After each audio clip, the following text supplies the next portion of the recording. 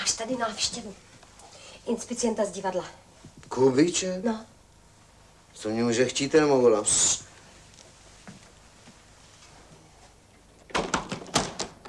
No ne, Kubíček, co se stalo?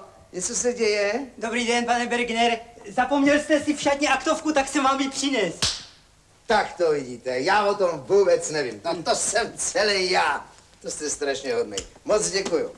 Není zač, to nestojí ani za řeč. No tak, Doďo, no. Já myslím, že když pan Kubíček přijel s tou aktovkou sám, tak... Tady vidíte, Kubíček, jak opatrnou já mám ženu. Jenomže na rozdíl od ní, já vám, Kubíček, věřím. Jo, tak takhle jsem to zrovna nemyslel. No boleť, já vždycky říkám, Kubíček, to je starý poctivec, to se nikdy nemůže... Tady chybí vkladní knížka.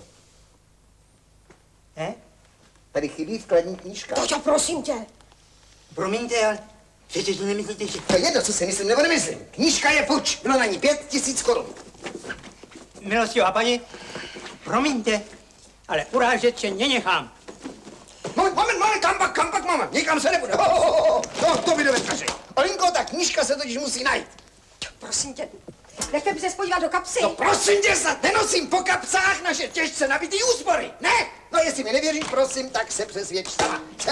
Co je tohle, podívej se. Co je tohleto? Co je tohle, podívej se. To je vkladní knížka, to je... To je vkladní knížka. Doufám, že se panu Kubíčkovi omluvíš. Já se omluvím, to je zvláštní, že... Kubíčku, mě to strašně... Je pryč. Tady ho vidíš. Fouňu.